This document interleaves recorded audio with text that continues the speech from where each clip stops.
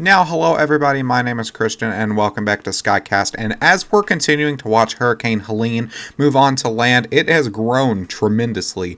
As of now, it's a Category 3 hurricane with winds of about 125 miles an hour. And this is still expected to grow, possibly reaching Category 4 strength. Let's go ahead and get right into it.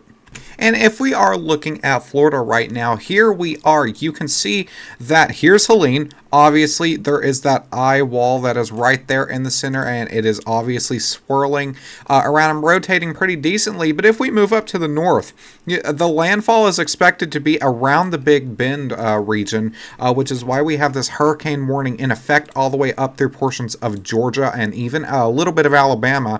But towards Macon, into Georgia, just south of Atlanta is where that hurricane warning does exist. And we have had numerous reports of tornadoes. Just a minute ago, we had one down here towards the Franklin County, the Apalachicola area. But we have numerous tornado reports within the Orangeburg, the Savannah area, where these tropical storm warnings and these tornado watches do exist. And I do want to get into the tornado watch a little bit.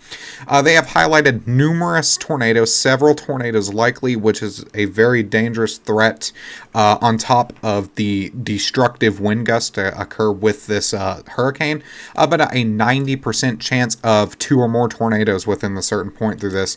The wind risk and the hail threat through this is obviously not that big. This is the tornado watch for tornadoes strictly for the most part. And if we are looking, we do have 2 tornado warnings in effect. One down here towards Cape Coral at the time of recording this, and then one up here towards the Franklin County, Apalachicola area near Widwitaka. I think that's how you would pronounce that.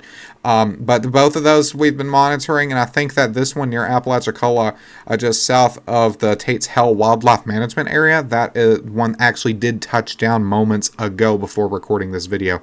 And now if we watch from single site radar near Tampa, you can see she is very much swirling and off to the north and the northeast. And as we started to get these bands closer towards the center of the hurricane, you can see the eye wall right here. As these bands start getting closer to the center eye wall, you're going to start getting those stronger winds, those more damaging threats for these tornadoes, the tropical storm force wind gusts. And if we do actually open up the track of this thing and actually look at it, look at how big this thing is. From one point to the second point, this stretches almost 450 miles. This is a huge storm. All of Florida right now seeing some sort of tropical force wind gusts. This area kind of not as much. But most of Florida seeing some sort of these tropical force wind gusts, and this is still about 5 to 6 hours away from landfall. From what I've seen, I would put landfall somewhere between 10 and 12 Eastern Standard Time as we get into the overnight hours. So very much a destructive threat that we are looking at.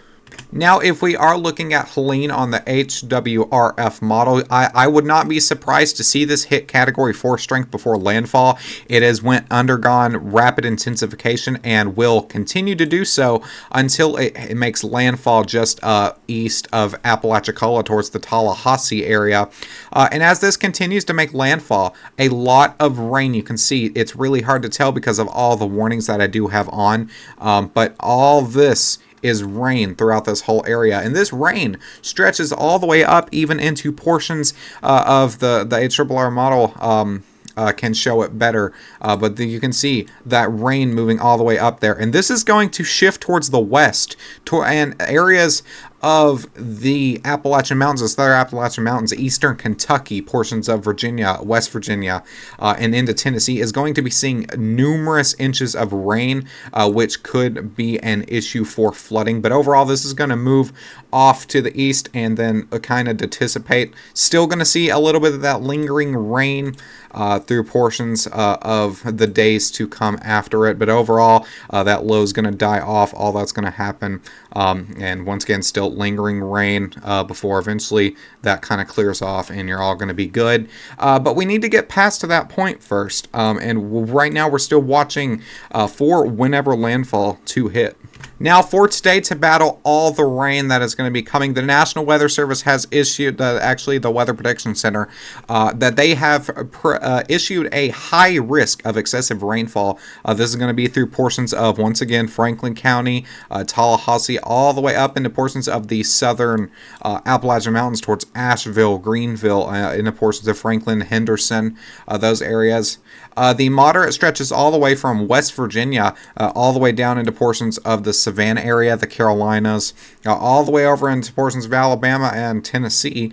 And then that slight risk stretching all the way from portions of West Virginia, all the way up into portions of Illinois, and then all the way back down into Alabama. So a lot of rain, flooding concerns, low-lying areas need to be especially in concern. I don't know how to stress any much more that this is a numerous threat area with this storm.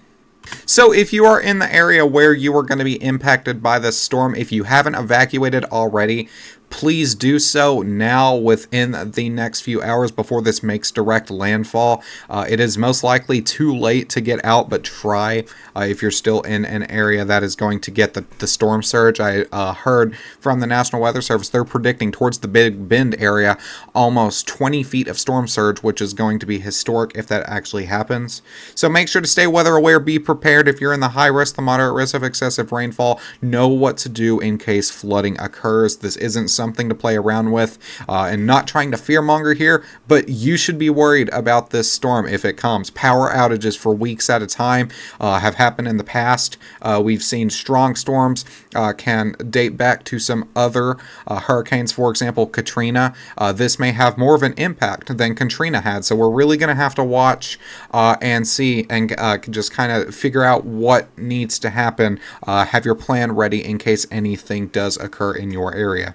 So thank you guys so much for watching. My name's Christian. Thank you for choosing Skycast as your go-to weather, and I will see you guys in the next one. Stay safe and have a great day.